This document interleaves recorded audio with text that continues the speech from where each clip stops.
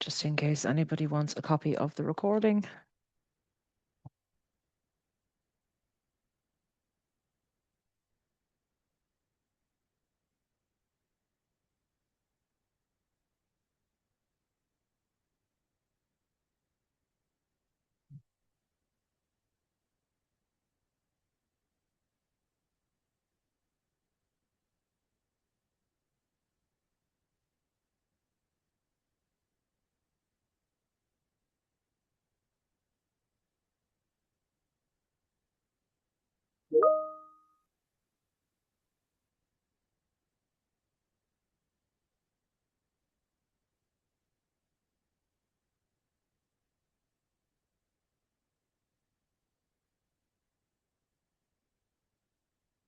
Okay, we're going to kick off and we're going to start. I'd like to thank everybody for taking time out of their day to attend today.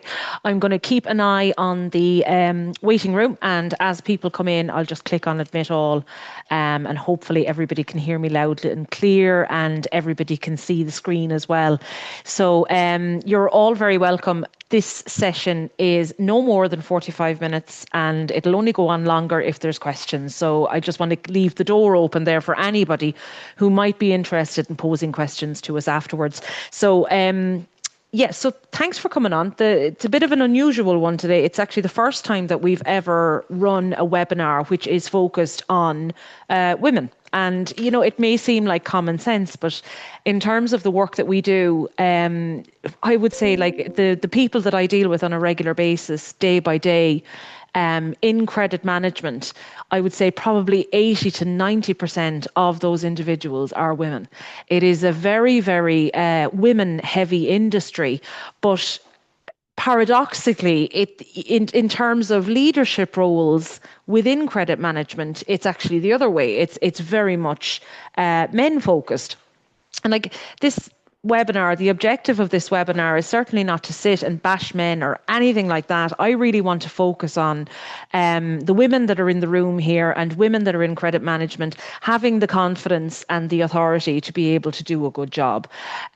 So the way the session is going to work, this is what we're going to cover off in the 45 minutes, or it may even be a little bit quicker, depending on how fast we go through the materials.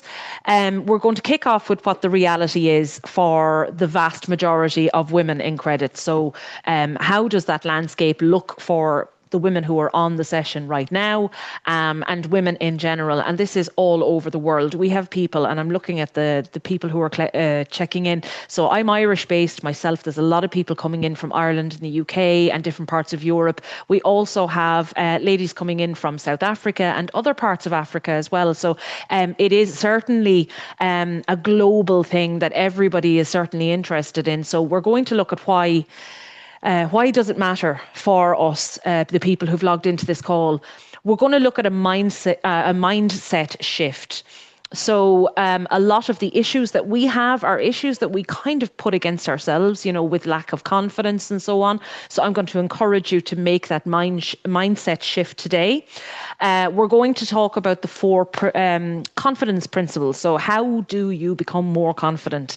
That will be covering off, you know, your expertise, trusting in your credit policy, being firm and getting qualified.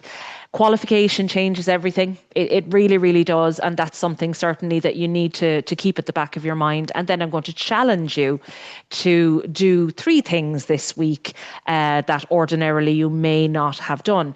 So I just want to set the scene a little bit first. And that is, I've got a less than 2-minute video from a very, very popular public speaker called Mel Robbins. I'm sure everybody has heard of Mel Robbins at this stage. She wrote the book, The Let Them Theory.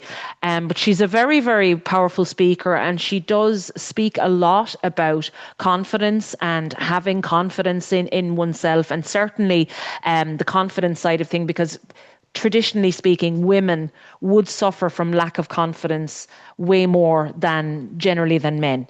And so it's very important for us to be able to take confidence in what we're doing on a daily basis. So I'm just going to let this video play. Hopefully you'll all be able to hear it.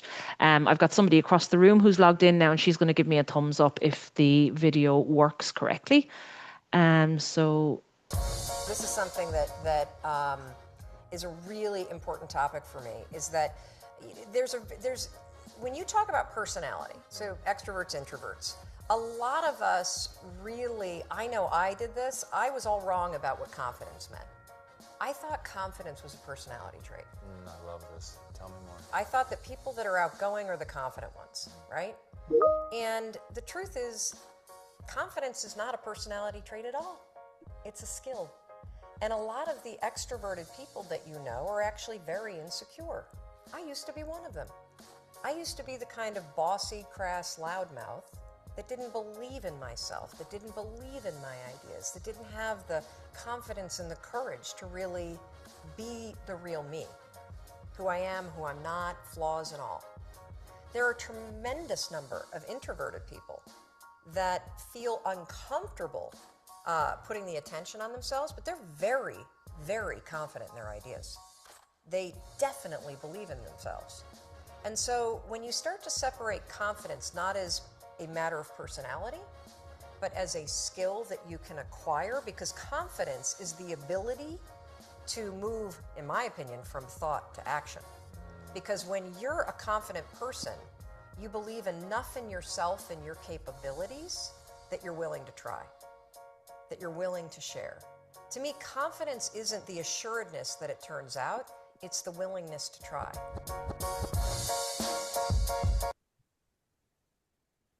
So I thought that was a very appropriate video just to play to just get us lined up, I suppose, for what the agenda is this morning. So we're going to cover off, as I said, this is what we're covering off in the 45 minutes. We will be done by 1:15.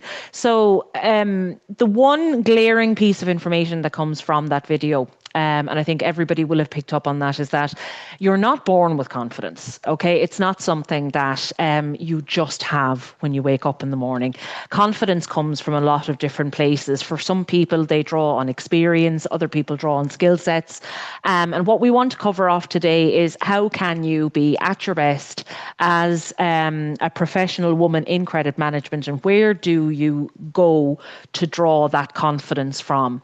So just a look at the workplace at the moment, a workplace and the type of career obstacles that we would all face if you have a career in credit management. So in terms of leadership and representation, so the first thing that we need to remember, I suppose, is that women are very underrepresented in senior roles across credit risk, treasury and debt management. We find a lot of women, a lot of the female population are all in the credit control and credit manager area. But in terms of those higher up senior roles where the decision making ultimately gets made, women are very, very underrepresented. So what's the reason for that? You know, there is an unconscious bias there, you know, in terms of leadership roles tend to be typecast, that you need to be quite an aggressive person. You know, you need to be quite an aggressive person to be successful in that type of leadership role. And that at the same time, then women are at a disadvantage to be considered for those roles.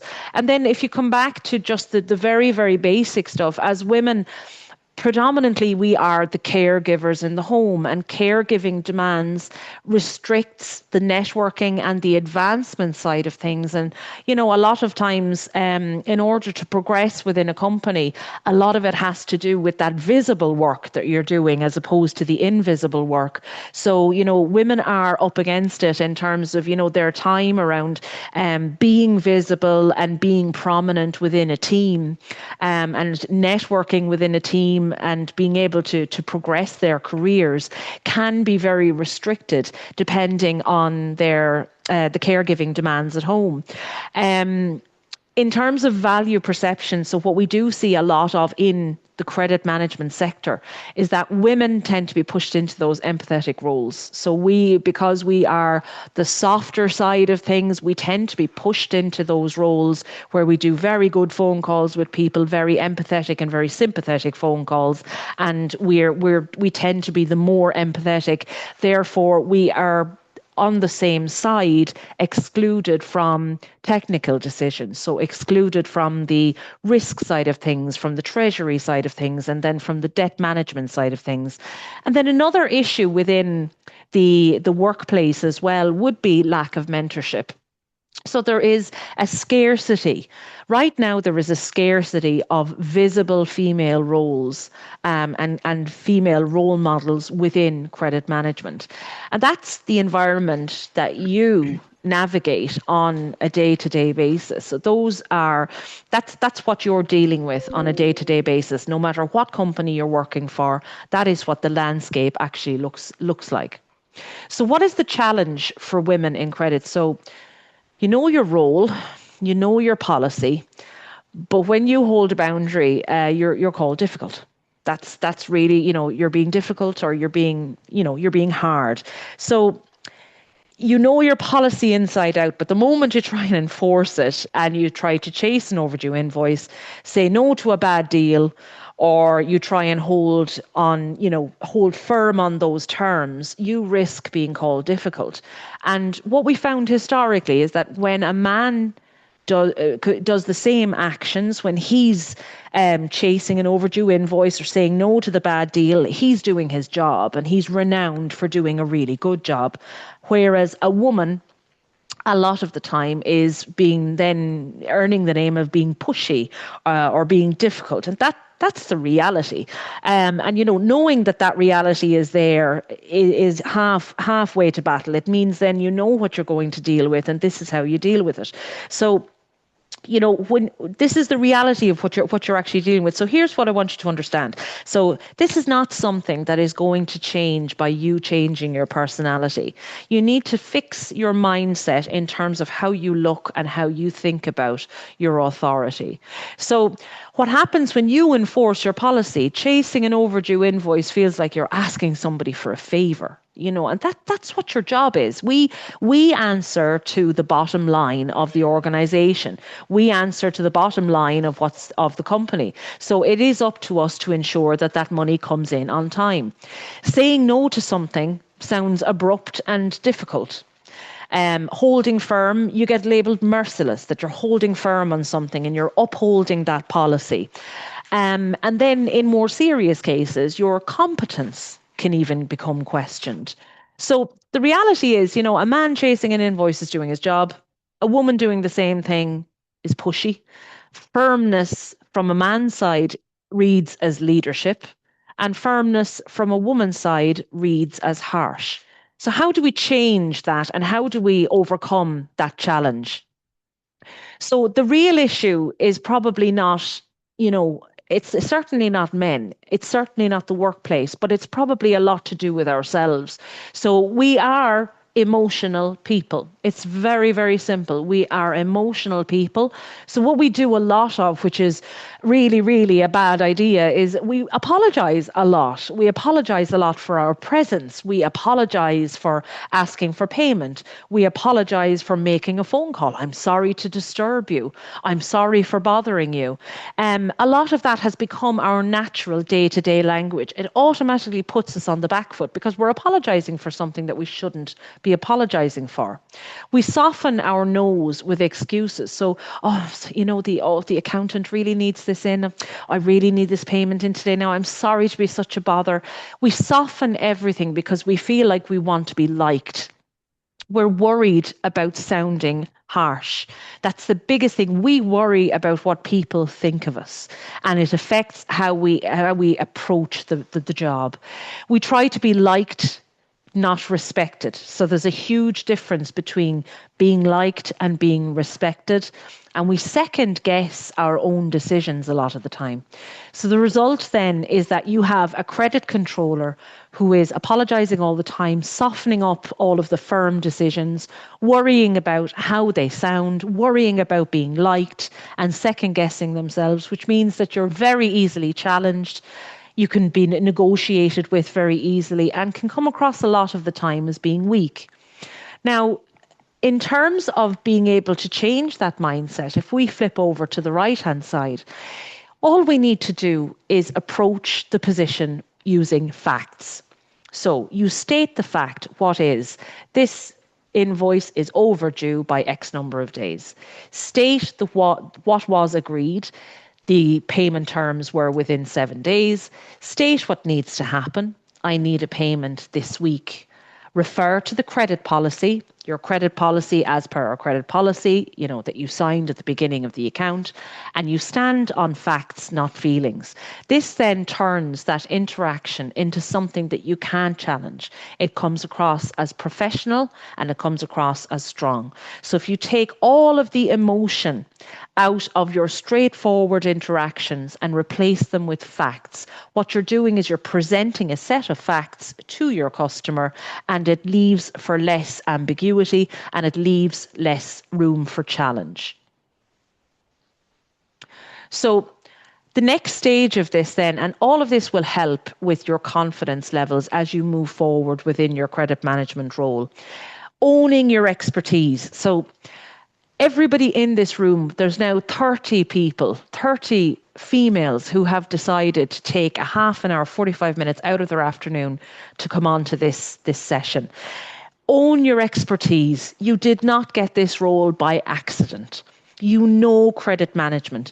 You understand credit risks. You understand the collection strategy. You know when to escalate. You know what your customers owe, and you know how to protect the business. So stop apologizing for this knowledge. You have a very, very big responsibility, a very important responsibility that leads back into the bottom line of the company that you work for. Stop apologizing for it and stop doubting it. You need to stop apologizing for knowing what your role is. Stop explaining your decisions. Stop worrying that you're too strict. Stop checking if you're allowed to do something, if you're allowed to make this decision. You are allowed. You are the expert. So the first step towards being more confident as a person in the credit management role is knowing that you belong in this role and believing in yourself and believing in your expertise and owning your expertise. So that's the first thing that we need to remember. The next thing then is your absolute go-to. And I don't think we use this enough. Not even as you're not going to use the credit policy as a stick to beat a customer with. You're going to use it as a way of making sure that you're more confident in terms of your collections strategy. So every decision that you make from your credit policy is legitimate. Okay, so that's a legitimate decision. If you make a credit management decision based on what that policy states, that policy is your go-to and that policy is your Bible for all of your interactions with your clients. So every decision you make from the credit policy is absolutely 100% legitimate. You don't need to apologize for it. You don't need to soften it, or you don't need to explain it beyond the policy. So when somebody questions you, you're not defending yourself, you are referring them to the policy. So again, the women in this room, I hope everybody has a strong credit policy in place that they use as their measurement for how their collections are going. A strong policy in any credit control team is absolutely essential to the working order of how you do your collections. Every decision must be based on the credit policy that is in place, because it is the credit policy that customers agree to when they sign up to do business with you. So your authority on every interaction that you execute with any of your customers comes from that policy, not from how nice you are about it. Let the policy carry the weight. That's what it's there for. And that's where it's kind of liberating. You no longer need to defend yourself. You no longer need to defend your decisions or your actions. It all goes back to the policy. So you have the confidence and the strength to make sure that that policy is being respected in every aspect of credit management. So that is how you again contribute to your confidence levels. You've got to have the confidence in your expertise and your skill set in terms of what you can accomplish, because again, nobody in this room fell into this role by accident. They applied for this role, discovered they were probably quite good at this role, and then decided to further progress. So you've got expertise that you will have gained from years of experience within the role, different courses that you've done, different reading that you've done, different interactions with your clients. That is all where you develop your skill set and your expertise. The credit policy, that is your what way do I put it? Your weapon of choice, I suppose. That is your go-to for every credit policy or every credit decision that you make. It must be in accordance with the policy. So your authority will come from that policy, not from how nice you are about speaking to the person, although being nice is very helpful. So let the policy carry the weight. That's what it's there for. So a couple of things about, our interactions with people and how we execute phone calls and how we execute emails. So the mindset shift that changes everything. So the old story, again, this a lot of the time follows women around. If you're firm on a phone call, you're being perceived as being harsh. If you say no on a phone call or an email, you're perceived as being difficult. If you enforce something, you're perceived as being mean. So you soften everything. And then in the process, we get walked over. Now, that's quite strong language. When I say walked over, I mean, customers need to be managed and they need to be managed correctly. The real truth is being firm is just being clear, direct, and consistent. So if you are firm within your role, that can only be a good thing. No is a complete sentence. So you're not being difficult if you say no. Sometimes you have no other choice but to say no. Does it agree with the credit policy? No. So that's an easy answer. Enforcing the policy is your job. So at the end of the day, your job is to protect the bottom line of the company, make sure the collections are coming in as and when they should. That is your job. Your job is to enforce that policy and make sure that money is coming in on time. Professional, not warm, fair. So again, to be professional, you don't have to be the person that's making friends with the person at the other end of the phone. People pay people they like, they buy from people they like, certainly. But it doesn't mean that you have to be a pushover in order to get into that position. So being firm, enforcing the policy and being professional will get you there as well. And it will also make sure that people actually respect you. And from respect comes likability. So again, a lot of this is changing up the mindset within your own head. So don't try and be liked. Just try and be respected. And these are the different steps that you can make to get there. So where does real confidence come from? Again, to go back to what Mel Robbins said, confidence is not something that you're born with, and it's not something that just happens overnight. Confidence comes from a range of different places. So confidence isn't a feeling. It's built on three things. It's built on your knowledge of your job. It is built on your policy, and it is built on your skill set. And that's where the real confidence will come in terms of becoming an excellent credit management professional. So in terms of your job, this is the stuff that you need to know how to do. If you don't know how to do it already, then you need to know how to do it. So you must be able to assess credit risk. Again, ladies, with the incorporation now day to day of AI into each and every one of our roles, regardless of what our role is, the day to day manual tasks that we always had to do have now been lessened. The tasks now, the credit manager's role has now been turned into a far more strategic role, where being able to assess risk and make decisions based on good data, that's really where the collections role is going. Being able to, batch email 100 clients looking for a payment or remind 100 clients to make payment. AI, whether it's ChatGPT or Claude or any of these these systems, those manual tasks, one by one, are being now taken over by AI and by automations. So in order to protect your role and be successful in your role, you need to be able to harness the availability of AI to do a better job. So being able to assess risk and make strategic decisions around risk is essential to be good in credit management.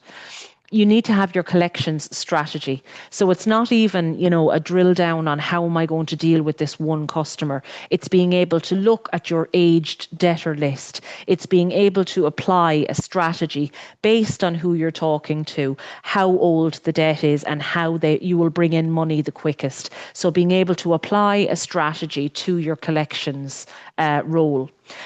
Payment terms. Know your payment terms inside out. That comes from the policy. That's what the customer agreed. It is up to you to make sure that they stay within terms. Making sure that you know your escalation procedures inside out is just as important. So, making sure that you've got a plan B when plan A, if you've brought the customer through all the different stages and you still have not received payment, you need to make sure that the escalation procedures are there and that you know them inside out to be able to avail. And then your role and your authority. I think a lot of people years ago being brought into credit management roles and they'd be handed a call list at the beginning of the day and told, bring in the money off those now. That would be their job. So to make 100 calls in the day, how much money did you bring in today? And some people as well may not even have a pure credit control role. They may have an office manager role and just they're the misfortunate ones that have to go trying to collect money on a Friday afternoon. Knowing your credit management role inside out, knowing the impact that AI is having on that credit management role and being able to harness that and still do well, that is the first key to becoming more confident within the credit management sector. The next stage then is your policy. So this is absolutely critical. And I would hazard a guess and say that if there are 30 people on this call, I can guarantee at least 10 of them do not know the ins and outs of their own credit policy. I'm not going to ask anybody to own up to that. I think that's just, I could see a few people smiling. Let's be honest, it's boring. Whoever has time to sit down and read the credit policy? But it is your tool. That is your go-to tool to be able to effectively do your job. If you don't know your credit policy, then you will not be able to do an effective job in collections. So know your credit policy backwards. So you know your payment terms, know your overdue triggers. So again, you need to know at what point is somebody overdue? At what point do they need a phone call rather than an automated reminder? Who are your problem customers? What are the collection steps that you're going to make in order to ensure that that payment lands for the company and lands on time? What you can't do, what you can't do, and what you must do.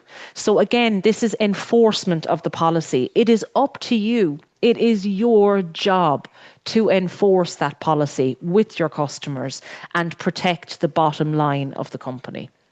So knowing your job and the expertise that you need to do your job, you need to know your job inside out.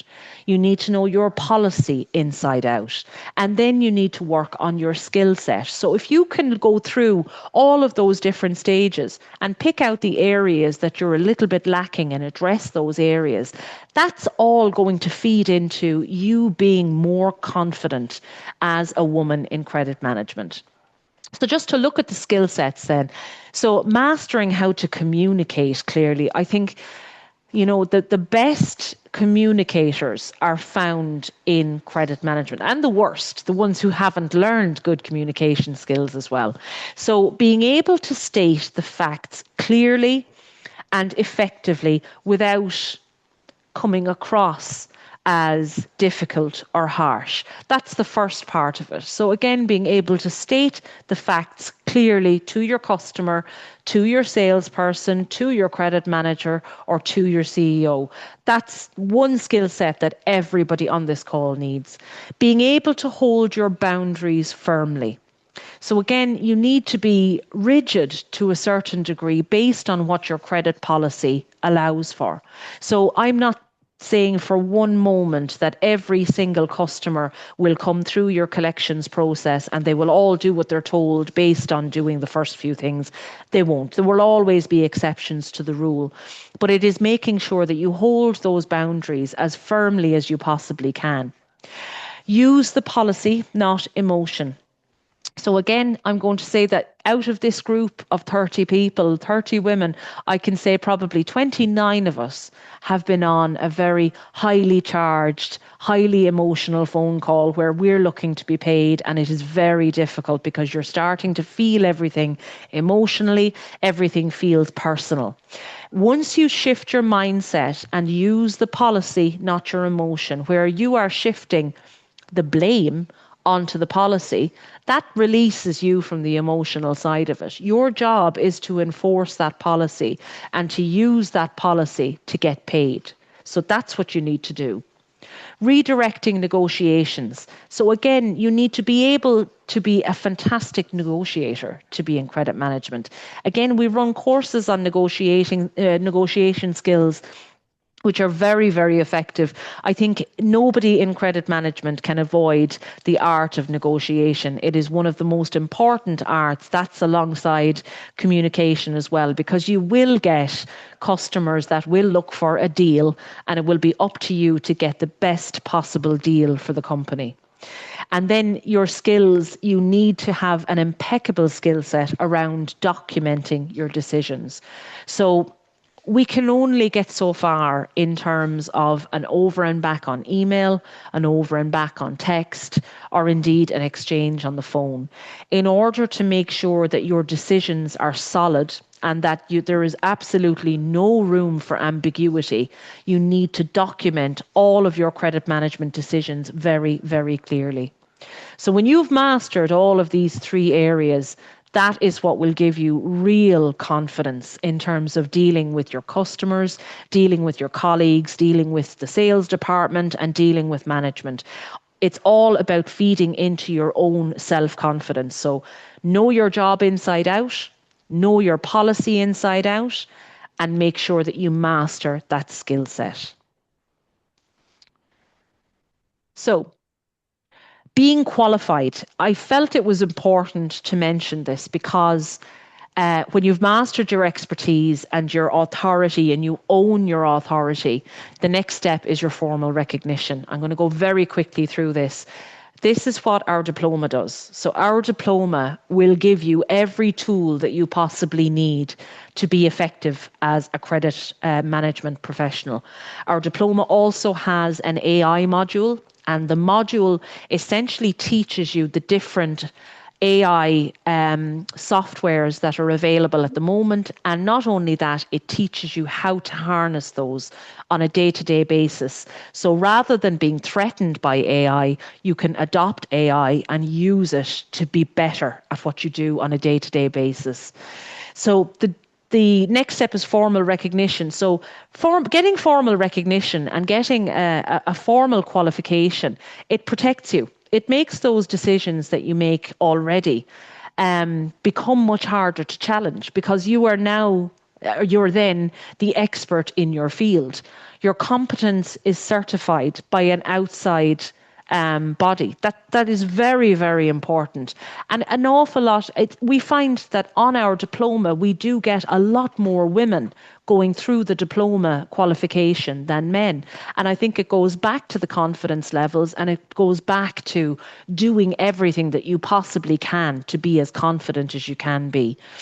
The diploma will also give you a formal ground to stand on. So it does teach you how to make properly researched credit management decisions. It teaches you how to do it properly, and it teaches you to do it and where you will have a formal ground that you can back up your decision.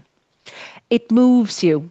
Every student that we have going through the program is somebody who wants to progress within credit management.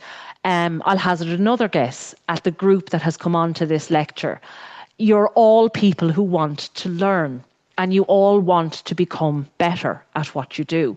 Otherwise, you wouldn't have bothered logging into this session at all.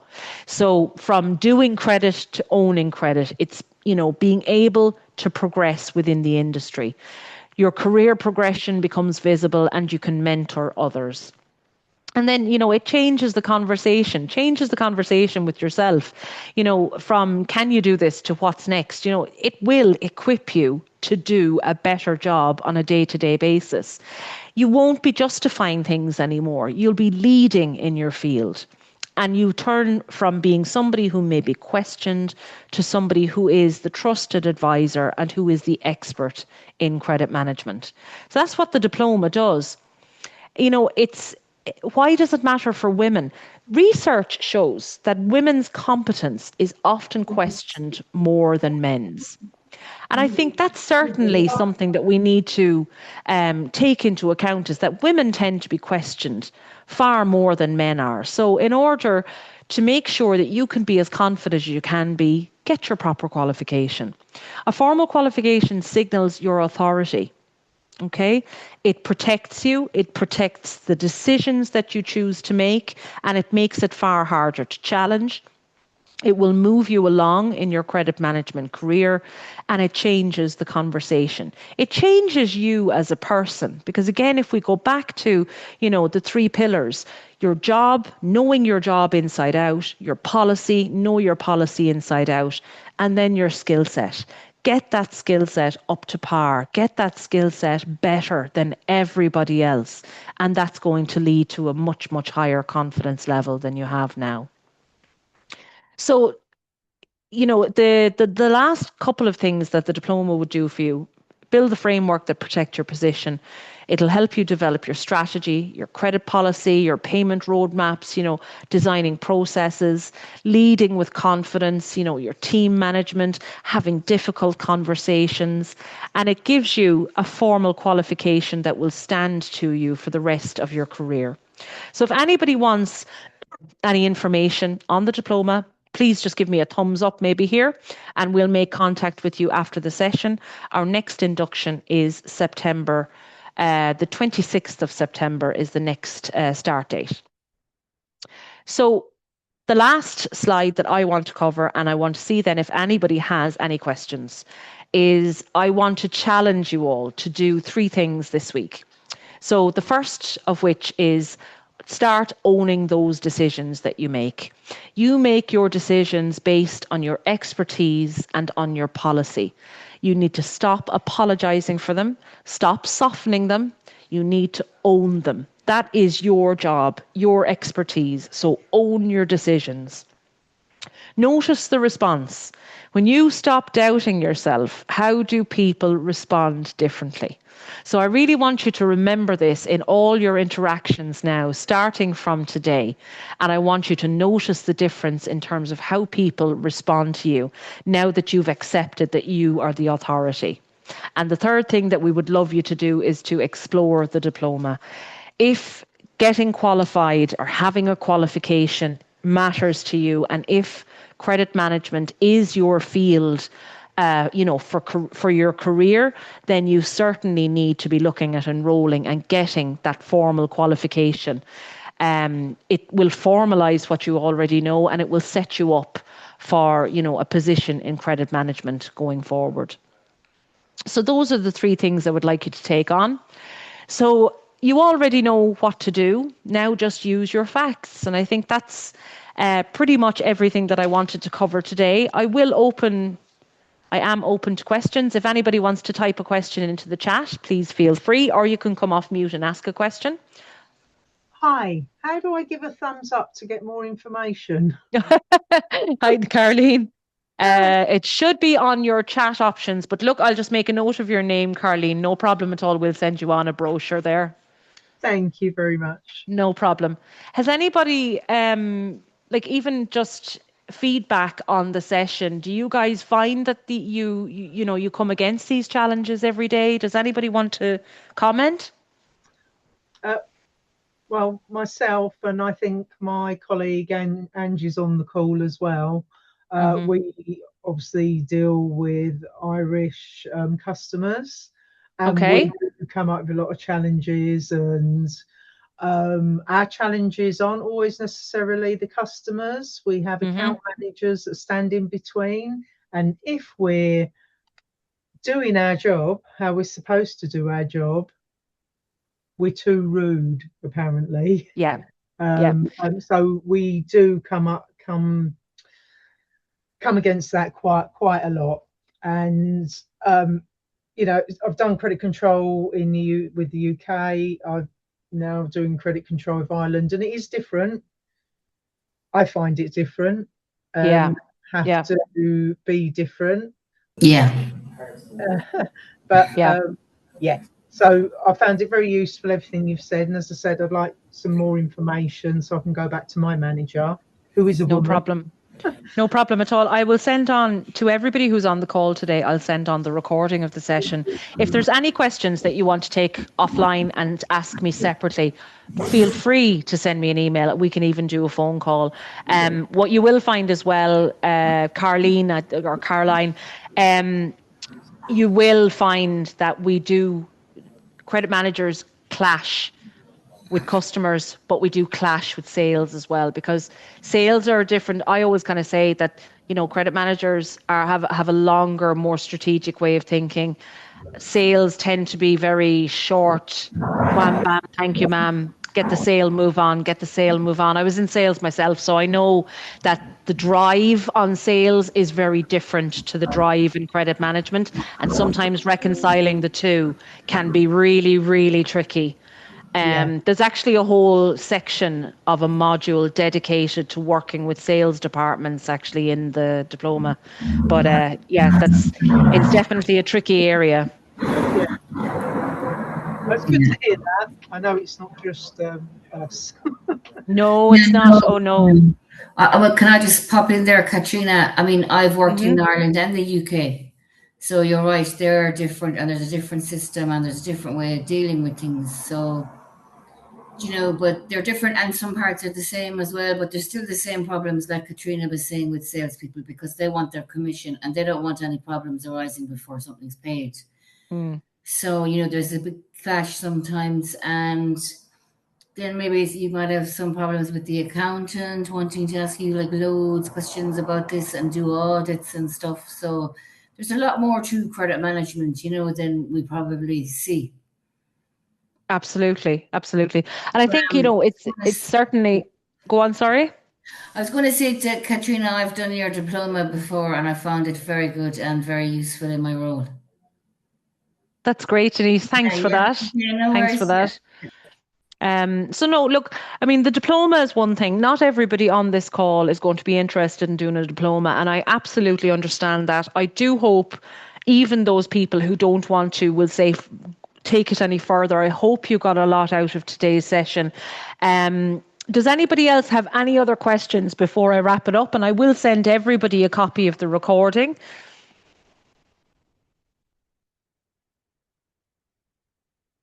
Okay, so I think that's everybody. I'll send on a copy of the recording, and I've got the few people who've requested information on the diploma. I'll be in touch with you, or one of the team will be in touch with you. And like I said, I'll put my number on the email that I send in the next few minutes. Feel free, even if you want just a little bit of advice, a little bit of guidance, if there's a specific challenge that you're experiencing at the moment. Sometimes even just talking it out with somebody else can be really helpful. So don't be afraid to pick up the phone. And thank you all very much. And go and get lunch now. It's 1:15. Well done. Thank you very much, guys. Thank you. Thanks. See you again. Take care. Bye-bye. Bye. Thanks, Bye. Bye-bye. Bye.